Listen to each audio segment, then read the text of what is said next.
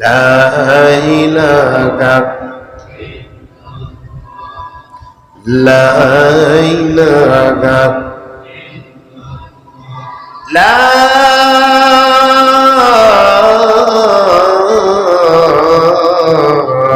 ইলাহা ইল্লাল্লাহু মুহাম্মাদুর রাসূলুল্লাহ সাল্লাল্লাহু আলাইহি ওয়াসাল্লাম সুবহানাকা লা ইলমা লানা ইল্লা মা আল্লামতানা ইন্নাকা আনতাল আলিমুল হাকীম রব্বি জিদনি ইলমা রব্বি শরহ লি সাদরি ওয়া ইয়াসসির লি আমরি واحلل عقدة من لساني يفقهوا قولي পরদুরুদ মুমিন মুস্তাফা পরদুরুদ পরমুমিন পরদুরুদ মুস্তাফা পরদুরুদ সবাই বলেন আলহামদুলিল্লাহ। আল্লাহ পাকের দরবারে অগণিত শুকরিয়া সুজুদ যেই রব্বে কারীম রব্বুল আলামিন আমাদেরকে পবিত্র জুমার দিন আল্লাহ পাকের মহান এক হুকুম আদায়ের জন্য জুমার নামাজ আদায়ের জন্য আল্লাহর ঘর মসজিদ জান্নাতের বাগানে বেহেশতের বাগিচায় ফেরেশতাদের মজমায় আসার বসার যে রব যে আল্লাহ যে কারীম আমাদেরকে তৌফিক এনায়েত ফরমাইছেন ওই রবের দরবারে আর একবার অন্তর থেকে ইমানের দাবিতে চিল্লায় আওয়াজ দিয়ে বলি আলহামদুলিল্লাহ। আমি আপনাদের সামনে আল্লাহ পাকের কালামুল্লাহ থেকে দুই জায়গা থেকে দুই টুকরা আয়াতে কারিমা নবীজির অগণিত বাণী থেকে তিনখানা হাদিসে কারিমা তেলাওয়াত করেছি। আলোচনার বিষয় বা আলোচ্য বিষয় বা মৌজু হলো এই মাস তো শেষ, মুহররম মাস শুরু হচ্ছে, আজকের থেকেই মুহররম শুরু হবে। তো গত মাস ছিল হজের মাস, তো হাজিরা তো হজ থেকে আসছে, তো নবীর উপরে দুরুদের ফজিলত সম্পর্কে নবীজি ইরশাদ করেন, যে ব্যক্তি নবীর রওজা জিয়ারত করছে ওয়াজাবাত লাহু শাফাআতি, তার জন্য নবীর সুপারিশ করা ওয়াজিব হয়ে গেছে। সুবহানাল্লাহ। কালকে কইবেন হায় হায় কি পাবলি সুবহানাল্লাহ কইতে সমস্যা। যখনও যেখানে ভালো ভালো যে কথাগুলো শুনবেন এগুলা শোনেন, আর যেগুলা জাহান্নামের কথা শুনবেন এগুলা নাউজুবিল্লাহ, এক কথায় বুঝবেন, চুপচাপ থাকবেন না। কিছু যে বুঝাইতে পারছি কিনা এটা সুবহানাল্লাহ বললে বোঝা যায়। যে চুপচাপ থাকেন আর ঘুমান তাহলে তোলে না, ঘুমানোর জায়গা তো মসজিদ না, মসজিদ আল্লাহর ঘর। জোরে বলেন ঠিক কিনা? এই জান্নাতের বাগানে যতক্ষণ বসা থাকবেন কিছু কথা শুনবেন, কিছু বলবেন, শুনবেন, আল্লাহ উভয়কে নাজাত দিয়ে দেবে। সুবহানাল্লাহ। হ্যাঁ, তাইলে যদি কেউ ওই যে নবীর রওজায় মদিনায় মুনাওয়ারা যেখানে নবী শুয়ে আছে এই জায়গায় যে সালাম দেয়, আসসালামু আলাইকুম ইয়া নবী আল্লাহ, হ্যাঁ ইয়া হাবিবুল্লাহ ইয়া রাসূলুল্লাহ, স্বয়ং নবী নিজেই শোনে। সুবহানাল্লাহ।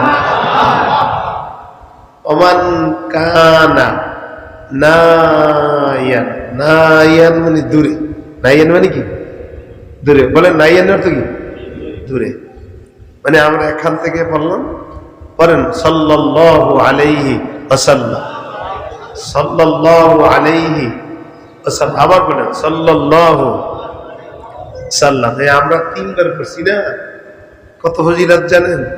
এই একবার পড়লে আমরা একবার পড়ছি, হ্যাঁ, আল্লাহ আমাদের জন্য 10 বার আমাদের জন্য 10টা রহমত নাজিল করছে, 10টা গুনাহ মাফ করছে, আর রুফিয়াত লাহু আশারাত দারাজাতি, এবং 10টা দরজা বুলন্দ করছে।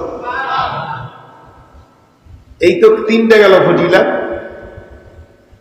কোন কোন হাদিসে লেগেছে 10টা ফজিলাত, কোন কোন হাদিসে 8টা ফজিলাত। যদি কোনো বান্দা শুধু এতটুকু করে সাল্লাল্লাহু আলাইহি ওয়াসাল্লাম, বলেন সাল্লাল্লাহু আলাইহি ওয়াসাল্লাম, কত ফজিলাত, কত বরকত সামনে আসতেছে।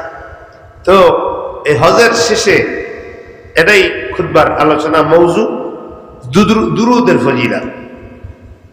এখন এই দুরুদ যদি নবীর রওজায় পাশে বৈশা, আর নবী তো জিন্দা নবী, নবী আগে উপরে ছিল এখন নিচে। হাদিসে লাগছে যদি নবীর এখন রওজা শরীফ খোসা হয় তাহলে নবীরে একদম নবীর তাজা শরীরটাই পাওয়া যাবে, কাপড়ের কাপড়ও তাজা পাওয়া যাবে। সে সব শুনতেছে, শ্রবণ করতেছে।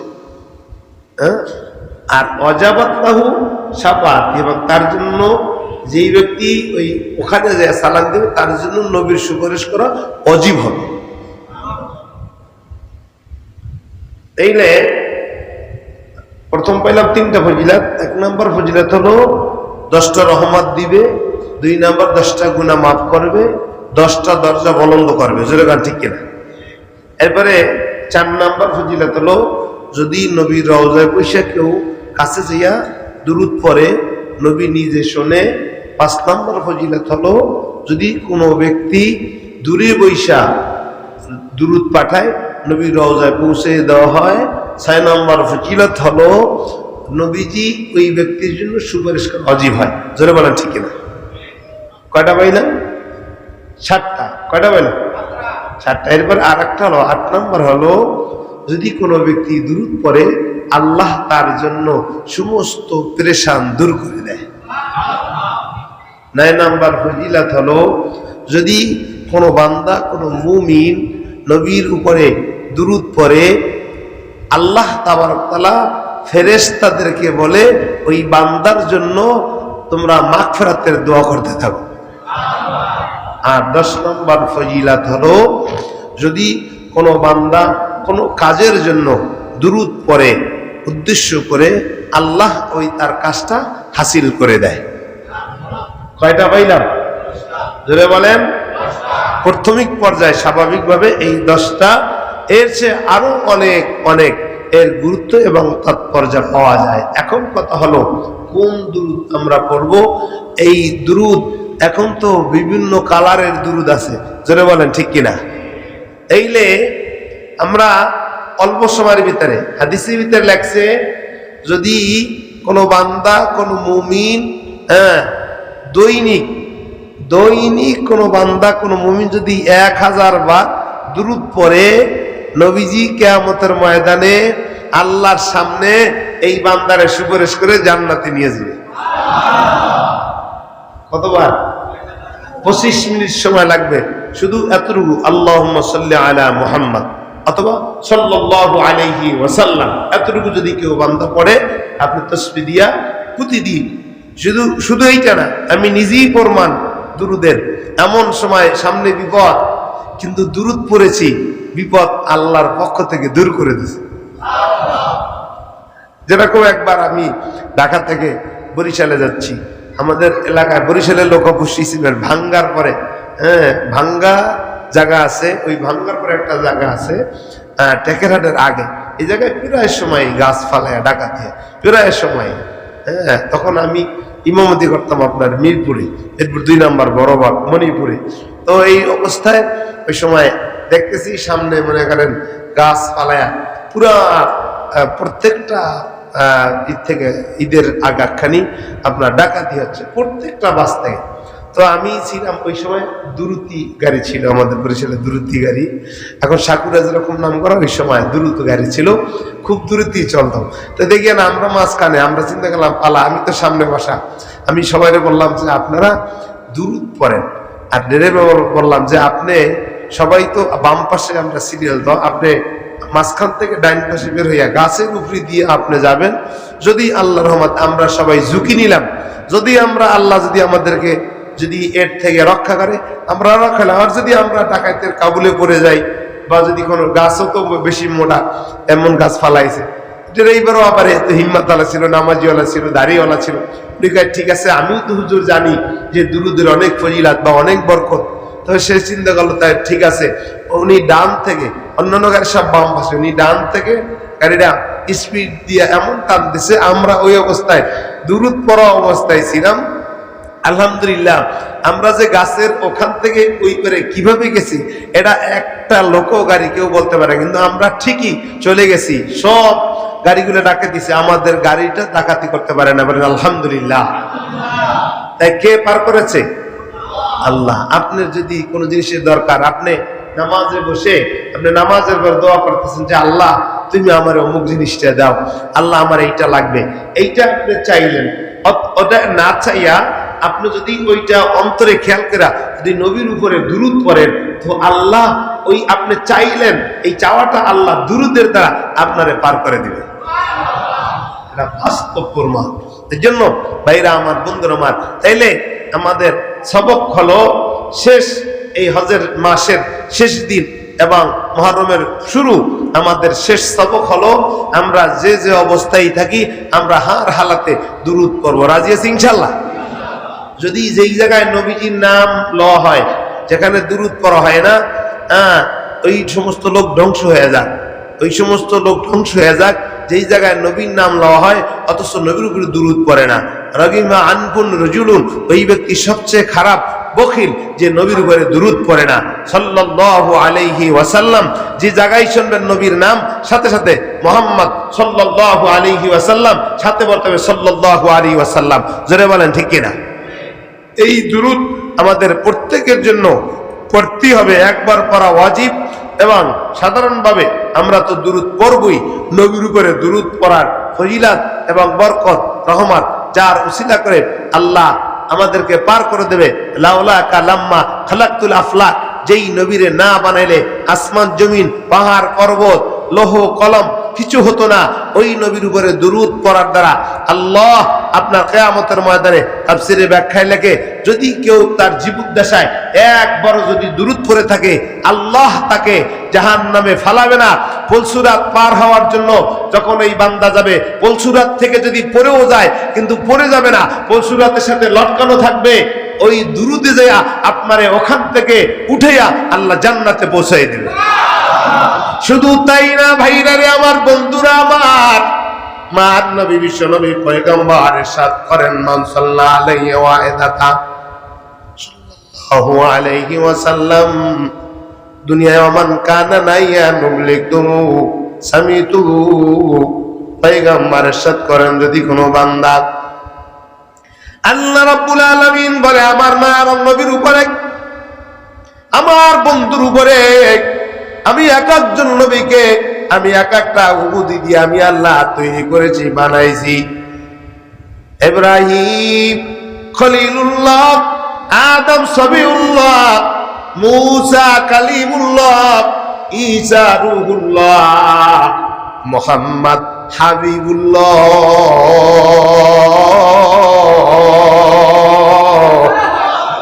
এই শুধু তাই না, যত পয়গম্বর যত নবী ছিল, নবীরা আমার পাগল ছিল। আর আমি আল্লাহ আমার বন্ধুর পাগল, সবাই আমি আল্লাহর পাগল আর আমি আমার বন্ধুর পাগল। এই জন্য আমি আল্লাহ এমন কোন জায়গা নাই যেই জায়গায় আমি আছি আমার বন্ধু নাই। আমি যেই জায়গায় আছি আমার বন্ধু ওই জায়গায় আছে। দেখেন সব জায়গায় নামাজে তাকান, আজানের দিকে তাকান, এই নামাজের ভিতরে তাকান, আল্লাহ যেই জায়গায় আছে আমার নবীও মায়ার নবী ওই জায়গায় আছে। জোরে বলেন ঠিক কিনা?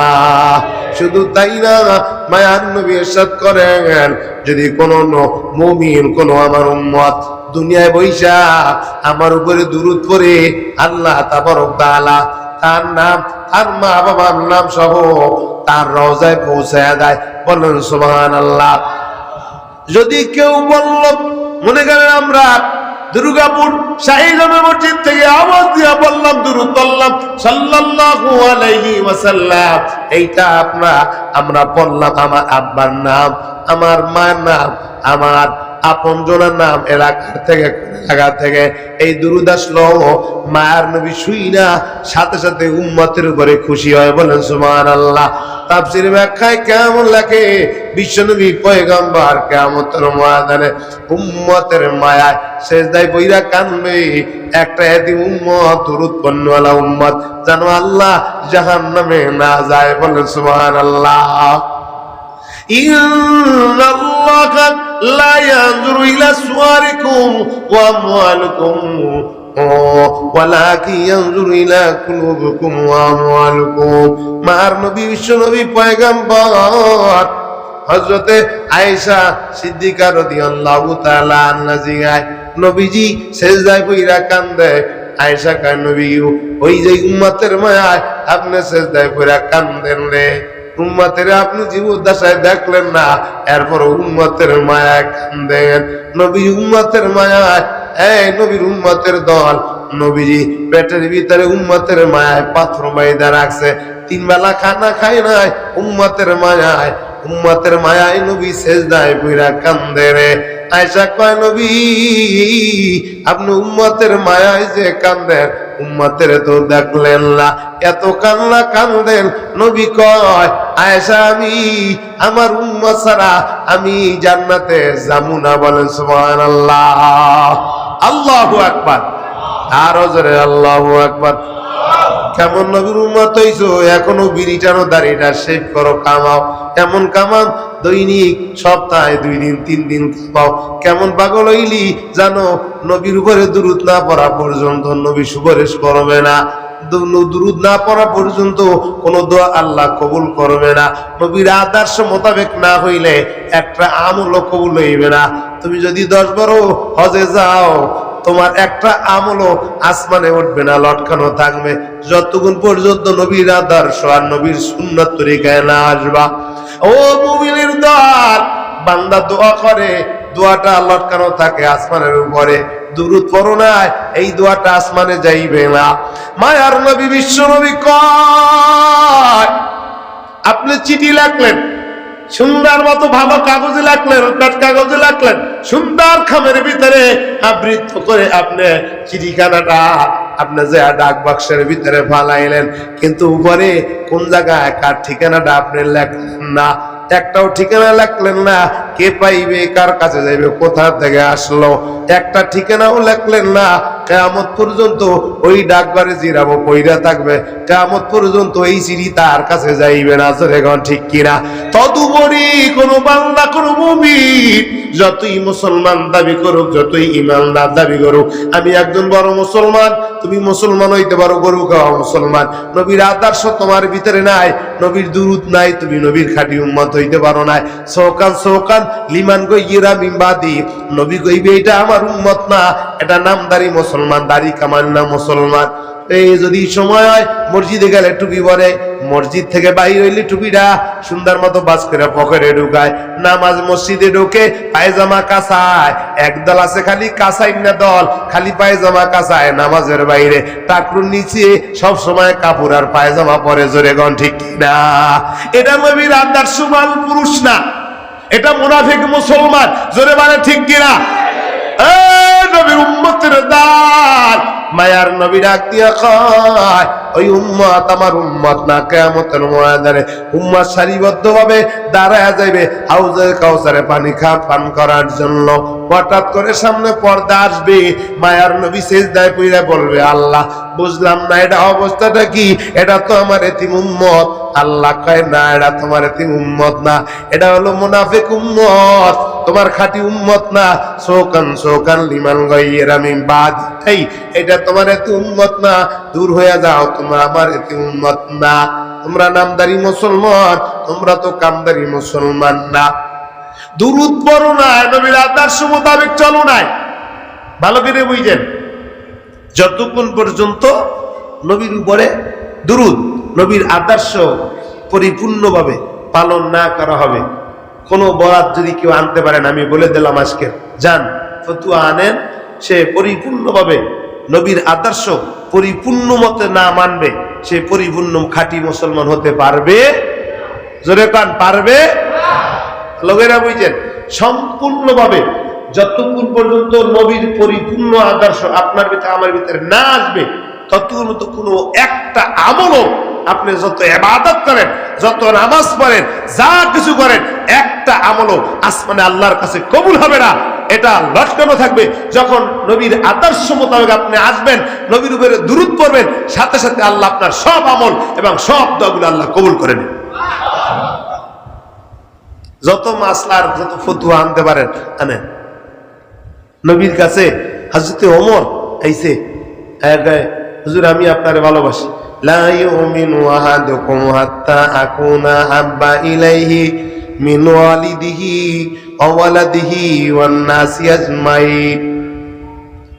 হযরতে আবু বকর, হযরতে ওমর নবীরে কেমন ভালোবাসে, নবীর উপরে কেমন দরুদ পড়ছে।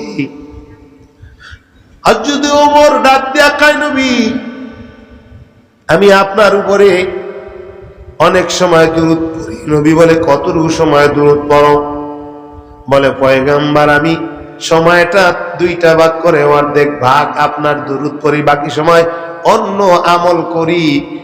নবী কয়, এর চেয়ে বেশি করতে পারলে ভালো। বলেন সুবহানাল্লাহ। আবার আইছে আয়া কয়, নবী আমি 3 ভাগ সময়, আমি 2 ভাগ সময় দুরুদ পড়ি, 1 ভাগ সময় বাকি আমল করি। নবী কয়, এর চেয়ে বেশি করতে পারলে ভালো। গেছে আবার আইছে হযরত ওমর, বলে হুজুর আমি 4 ভাগ সময়টা, 3 ভাগ সময় আপনার দুরুদ পড়ি আপনার উপরে, আর 1 ভাগ আমি অন্য আমল করি। নবী কয়, এর চেয়ে পড়তে পারলে আরো ভালো। আমার কত গুণ পড়ে আসছে পয়গম্বর 6 ভাগের আমি সময়টা 6 ভাগ করে আমি 6 ভাগের 5 ভাগ আপনার দরুদ পড়ি, 1 ভাগ অন্য আমল করি। নবী গায়ের সে করতে পারলে আরো ভালো। আবার কতক্ষণ পরে আইছে, নবীরে আমি 7 ভাগ, আমি সময়টা আমি 8 ভাগ করেছি, 8 ভাগের 7 ভাগ আপনার দরুদ পড়ি, 1 ভাগ অন্য আমল করি। নবী গায়ের সে করতে পারলে ভালো।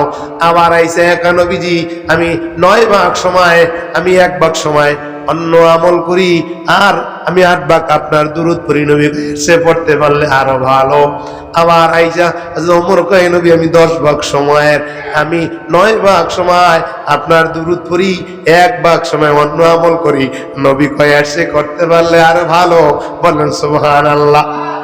হযরতে ওমর কতক্ষণ পরে আইসা ডাক দিয়া কয়, নবীজি বুঝেছি, আপনার কথায় বোঝা যায় আমি সব আমলটুকু যদি দুরুদ পড়ি তাইলে মনে আপনি খুশি। মায়ার নবী কয়, যে যত নবীর উপরে দুরুদ পড়বে সে যত কিয়ামতের ময়দানে নবীর কাছে হবে। বলেন সুবহানাল্লাহ। তাফসীরের ব্যাখ্যা লেখে, আল্লাহ তাবারক তাআলা আরশে আজিমের কাছে, আল্লাহর কাছে একজন নবীর জন্য গোটা পৃথিবীতে যত পয়গম্বর আল্লাহ বানাইছে, একটা আসনে স্পেশাল ভিআইপি ভাবে আল্লাহ বানায় রাখছি। এই আসনটা হইবে ওই নবীর, যেই নবীর উম্মত, যেই নবীর উম্মতের উপরে নবীর উম্মতেরা বেশি দুরূদ পড়বে, ওই নবী তত ওই আসন ভিআইপি আসনটা পাইবে। আল্লাহু আকবার বলেন। মায়ার নবী বিশ্ব নবী পয়গম্বর কয়, আমার এতিম উম্মত আমার উপরে বেশি দুরূদ পড়বে, এই জন্য আমি আল্লাহর কাছে ভিআইপি আসনটা আল্লাহ আমারে দিবে। শুধু তাই না, যেই ব্যক্তি নবীর উপরে দুরূদ পড়বে আল্লাহ নবীর যেরকম কাছে নিবে, নবী ওই উম্মতের তার কাছে নেবে। আল্লাহু আকবার বলেন। লা ইলাহা লা ইলাহা ইল্লাল্লাহ লা ইলাহা লা ইলাহা লা ইলাহা ইল্লাল্লাহ লা ইলাহা লা ইলাহা ইল্লাল্লাহ লা ইলাহা ইল্লাল্লাহ আল্লাহ আল্লাহ আল্লাহু লা ইলাহা ও আল্লাহ আল্লাহ আল্লাহু লা ইলাহা। আপনার উপর দুরূদ পড়লে দোজখ দোজখ হয় হারাম। ওই নবীজির উপর দুরূদ হাজারো হাজার। নবীজি আল্লাহ আল্লাহ আল্লাহু লা ইলাহা, ও আল্লাহ আল্লাহ আল্লাহু লা ইলাহা।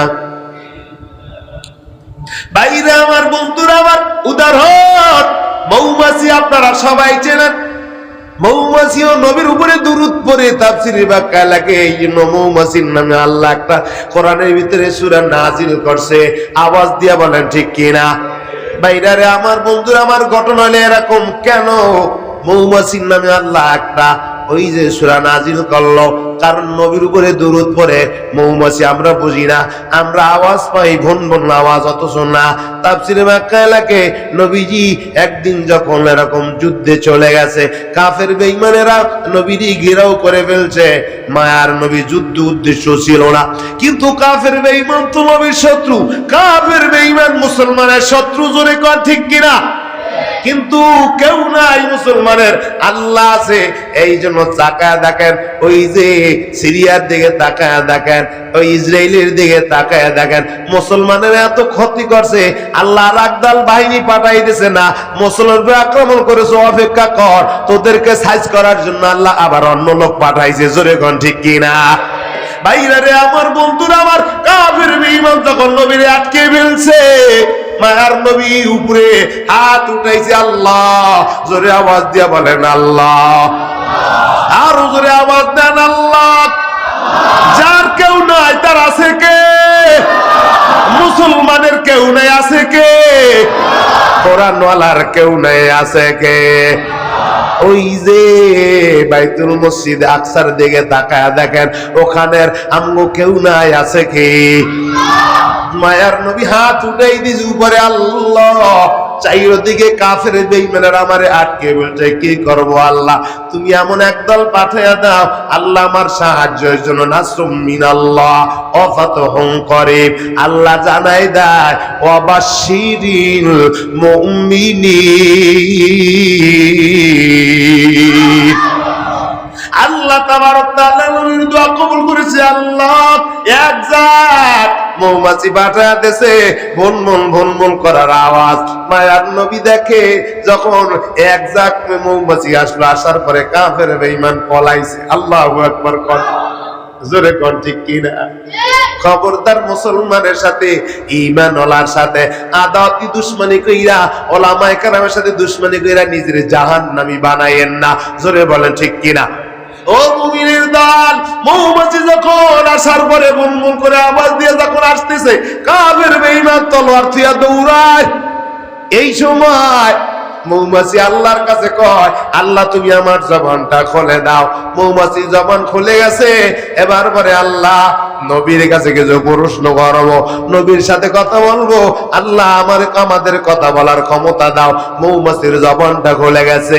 মৌমাছি ডাক দিয়া কয়, ওগো পয়গম্বর, আপনার কাছে আমাদের কিছু আবদার আছে। মায়ার নবী বলে, কি আবদার বলো? বলে, হুজুর আমরা আপনার উপরে, এর আগে নবী কয় তোমরা যে আওয়াজ করো ভন ভন, বুঝলাম না এটা কি বলো? মৌমাছি কয়, হুজুর আমরা আপনার উপরে বেশি বেশি করে দুরূদ পড়ি। আল্লাহু আকবার কান। মায়ার নবী বিশ্ব নবী পয়গম্বর কয়, তোমরা কি চাও? মৌমাছি কয়, ওগো পয়গম্বর, আপনার কাছে আবদার আমাদের এক নম্বরে আবদার হলো, নবীজি কিয়ামতের ময়দানে আপনি আমাদেরকে বলবেন না। দুই নম্বরে আবদার হলো, নবীজি আমরা পাতের উপরে বসি, আমরা মাছের উপরে বসি, আমরা কত জায়গায় বসি, ফলের উপরে বসি, ফুলের উপরে বসি, গাছে বসি। হুজুর আমরা যেখানে বসি, যেখান থেকে মধু আনি, আমাদের মধু যেন টক না হয়, আমাদের মধু যেন সুন্দর, এরকম চিনিওয়ালা মধু হয়। বলেন সুবহানাল্লাহ। তিন নম্বরে মায়ার নবী, আমরা যেই জায়গায় বসি ফলের উপরে বসি, ফুলের উপরে বসি, আমরা তো 10% আমরা ওখান থেকে ফল আনতে পারি, 100 ভাগ তো হয় না। ওগো পয়গম্বর, আল্লাহর দরবারে দরখাস্ত করবেন আমরা ওই মধুগুলো নিয়ে যেখানে আমরা বসবো, আল্লাহ যেন আপনার উপরে দুরূদ করার কারণে আল্লাহ আমাদের যেন 100% মধু বানায় দেয়। বলেন সুবহানাল্লাহ। মায়ার নবী ডাক দিয়া কয়, তোমরা যাও, আমি তোমাদের সবগুলা শুনলাম, দুরূদ পড়ার কারণে আল্লাহ তোমাদের ওই 10% মধু কি আল্লাহ 100% মধু বানায় দেবে। বলেন সুবহানাল্লাহ। লা ইলাহা ইল্লাল্লাহ, লা ইলাহা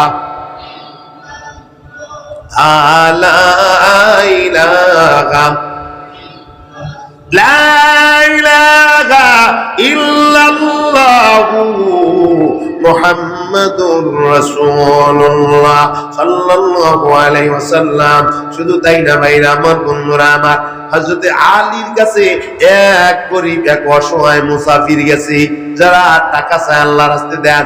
আবু জাহেল পাশে বসা, আবু জাহেল দেখতে আছে, আবু জাহেলের কাছে গেছে ওই মুসাফির যে আল্লাহর নামে কিছু দেন। আবু জাহেল কয় না, ওই যে মুহাম্মাদের দল আলী আছে, আলীর কাছে যা, আলীর কাছে গেছি, যে কয় আলী রে তুমি আল্লাহর নামে কিছু দাও। অথচ আলীর ঘরে 3 দিন পর্যন্ত খানা নাই, রুমালটা ওই যে চাদরটা বিক্রি কইরা ফাতেমারে ওই যে আনার খাওয়াইছে, হাতে কিছু নাই। আলী চিন্তা করলো কি করা যায়, আমারে টেরাই করার জন্য তো আবু জাহেল পাঠাইছে।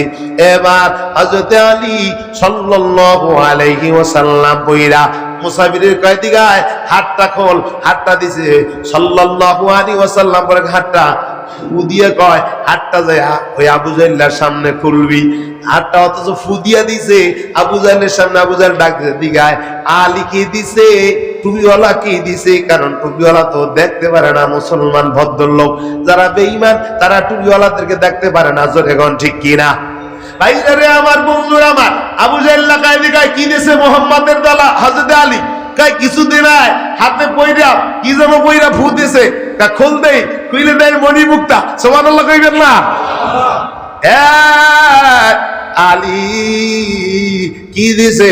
বলে আলী তো ফু দিছে কিন্তু বুঝলাম না। এবার মুসাফিরের যা কয়, তুই যেই জিগাবি আলী কি পড়লো? বলে আলীর জিগাইছে, বলে আমার কোনো টাকা নাই, আমি নবীর উপরে দুরূদ পড়েছি, ফু দিছি, এই জন্যই। এবার আলী কয়, দেখছো এবার আবু জাহেল কয়, দেখছো মুহাম্মদের তার আলীর ফুর ভিতরেও এরকম তারা কারিশমা লাগায় দিছে। বলেন নাউজুবিল্লাহ। এখানেও জ্যোতির্গিরি লাগাই দিছে। এই মুমিনের দল, শুধু তাই না, এক বান্দা হজে গেছে, লাব্বাইকের জায়গায় লাব্বাইক তাসবিহ পড়তে পারে না, এই যে জায়গায় দোয়া পড়তে পারে না, শুধু কয় আল্লাহুম্মা সাল্লি আলা, গেছে মুজদালিফায় আল্লাহুম্মা সাল্লি আলা, আরাফার ময়দানে গেছে আল্লাহুম্মা সাল্লি আলা। তা ওই যে ছাপা মারা দৌড়ায়, সব জায়গায় একই অবস্থা। আল্লাহর বান্দারে জিগাইছি, এই বান্দা তুমি তো সব জায়গায় খালি এই দুরূদ শরীফ পড়ো, বুঝলাম না ঘটনাটা কি? তাফসীরে ব্যাখ্যায় লাগে, এই আল্লাহর বান্দা আসার সময় পথের মধ্যে ইন্তেকাল হয়ে যায়, এমন জায়গায় তার সঙ্গী সাথে কেউ নাই।